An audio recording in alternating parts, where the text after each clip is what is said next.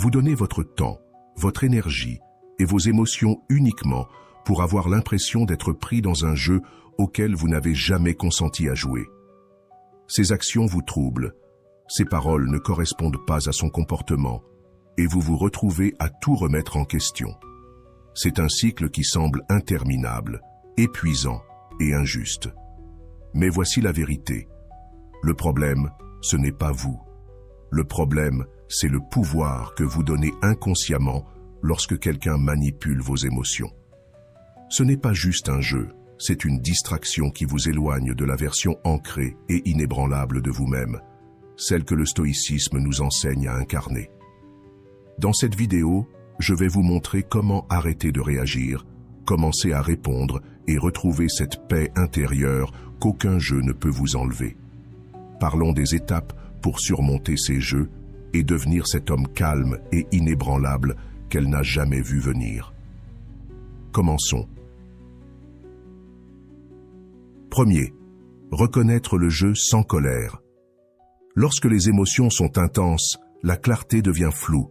C'est une situation courante. Vous remarquez que quelqu'un joue avec vos émotions. Peut-être qu'elle s'éloigne, agit froidement ou envoie des signaux contradictoires. Votre instinct pourrait être de réagir, de lui demander des explications. Mais faites une pause. Est-ce vraiment la meilleure chose à faire? Quand quelqu'un joue à des jeux émotionnels, il cherche une réaction, une réponse qui confirme qu'il a le contrôle sur vos sentiments. Et c'est là que la sagesse stoïcienne devient votre plus grand allié. Comme Épictète l'a dit avec justesse, ce qui compte, ce n'est pas ce qui vous arrive, mais la manière dont vous y réagissez.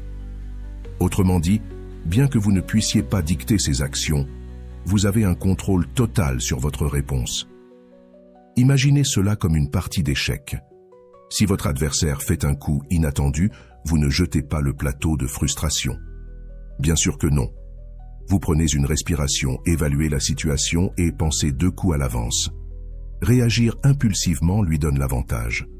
Au contraire, répondez avec calme et stratégie mesurée. Par exemple, si vous lui envoyez un message et qu'elle ne répond pas pendant des heures, voire des jours, la frustration monte. Vous pourriez être tenté d'envoyer un message de suivi. « As-tu vu mon message ? Mais que cela accomplit-il ? Cela montre qu'elle a réussi à vous atteindre. Au lieu de cela, reconnaissez ce qui se passe. Elle teste votre réaction. C'est là que vous prenez du recul et refusez de lui laisser contrôler le récit. Plutôt que de réagir émotionnellement, changez votre focus. Allez à la salle de sport, travaillez sur un projet ou passez du temps avec des amis. Des activités qui renforcent votre estime de vous-même et occupent votre esprit. Quand elle finira par vous répondre, et cela arrivera probablement, vous serez en position de force, parce que vous êtes resté ancré, tandis qu'elle vacillait. À chaque fois que vous choisissez le calme plutôt que le chaos, vous reprenez votre pouvoir. Vous vous rappelez ainsi qu'aux autres que vos émotions ne sont pas un jouet. 2. Arrêtez de courir après son approbation. C'est un piège que de chercher la validation de quelqu'un qui semble se nourrir du fait de vous la refuser. Beaucoup d'hommes se retrouvent coincés dans ce cycle, espérant qu'avec assez d'efforts, de patience ou les mots parfaitement choisis, ils finiront par obtenir la reconnaissance qu'ils désirent.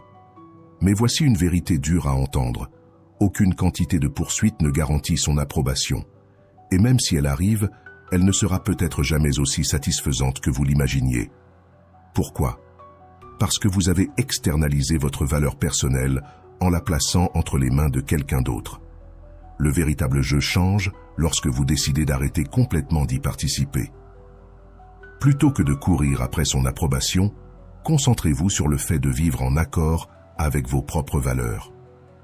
Imaginons que vous êtes dans une situation où vous lui envoyez des messages attendant impatiemment une réponse. Chaque moment de silence ressemble à un rejet, et chaque réponse vague ou monosyllabique vous plonge dans une spirale de réflexion excessive et d'angoisse. Posez-vous cette question. Que suis-je réellement en train de faire ici? Est-ce que je vis ma vie, ou est-ce que je mets mon existence en pause dans l'espoir de gagner sa validation? Inversez la situation. Et si, dès maintenant, vous décidiez de canaliser cette même énergie vers vous-même vers vos passions, vos objectifs et votre croissance. Au lieu de vérifier constamment votre téléphone, vous pourriez construire quelque chose de significatif, aller à la salle de sport, apprendre une nouvelle compétence, vous concentrer sur votre carrière ou simplement passer du temps avec vos amis et votre famille. Le déclic se produit lorsque vous cessez de mesurer votre valeur à la manière dont quelqu'un vous traite et commencez à aligner vos actions sur ce qui compte vraiment pour vous. C'est là que réside votre véritable pouvoir. Les stoïciens l'avaient compris profondément. Le philosophe Épictète a dit « Nous ne sommes pas troublés par les choses elles-mêmes, mais par la perception que nous en avons. » Ce n'est pas son manque d'approbation qui cause votre frustration, mais la croyance que sa validation est essentielle à votre bonheur. Dès que vous vous détachez de cette idée, vous vous libérez de son emprise émotionnelle. Ses réponses tardives, son comportement chaud et froid, ou même son rejet direct, ne définissent plus votre valeur. 3. Protégez votre énergie émotionnelle.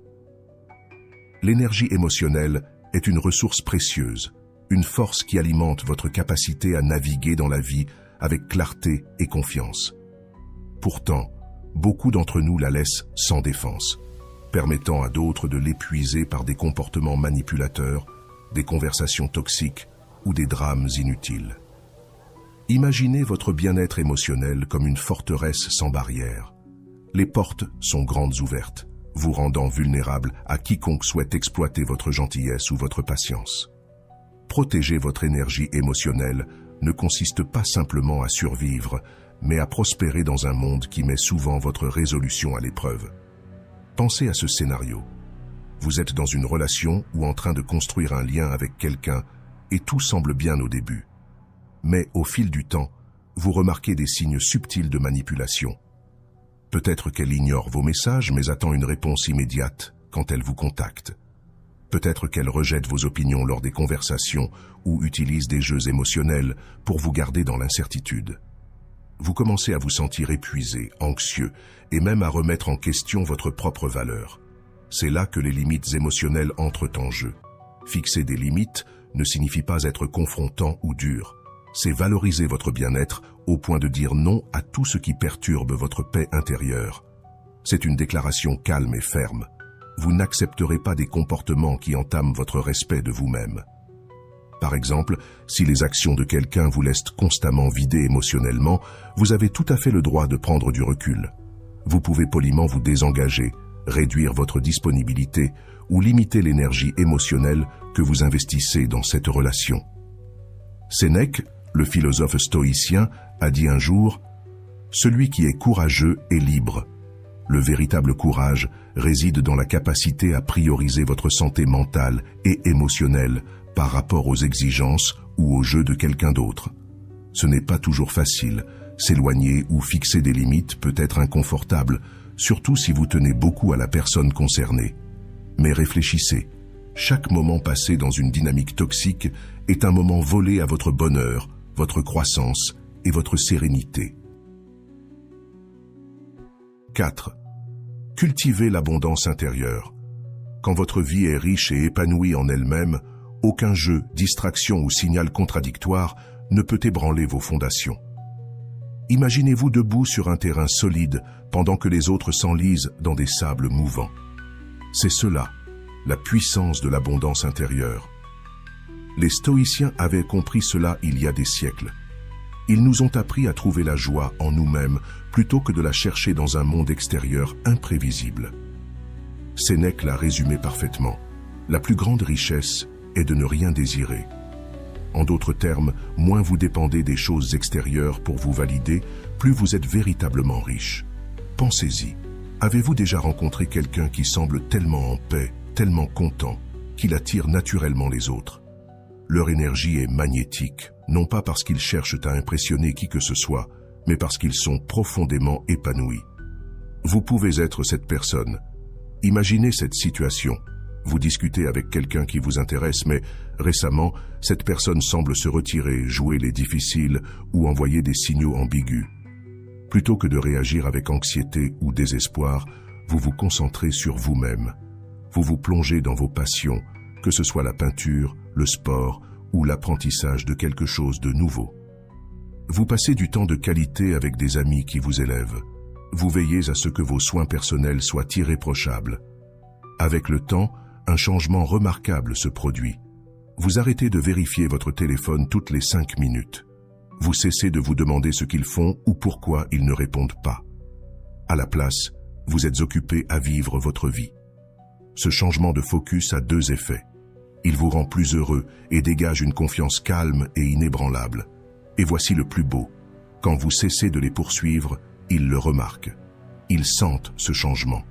Soudain, la dynamique s'inverse et vous n'êtes plus celui qui attend.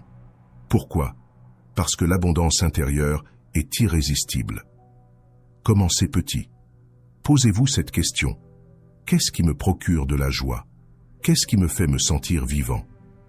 Peut-être que c'est une randonnée le week-end, la lecture d'un bon livre, ou enfin le lancement de ce projet qui vous fait rêver depuis si longtemps. Prenez le temps de cultiver des amitiés significatives, celles qui encouragent la croissance et la positivité. J'espère que ce message t'a été utile. Si tu as aimé la vidéo, je te serai reconnaissant de laisser un j'aime et de t'abonner. Montre que tu es dans la minorité qui cherche la vraie valeur. Écris « Je choisis la paix et ma valeur » dans les commentaires et prouve que tu ne te laisses pas distraire par les illusions. Merci beaucoup pour ton attention et à la prochaine.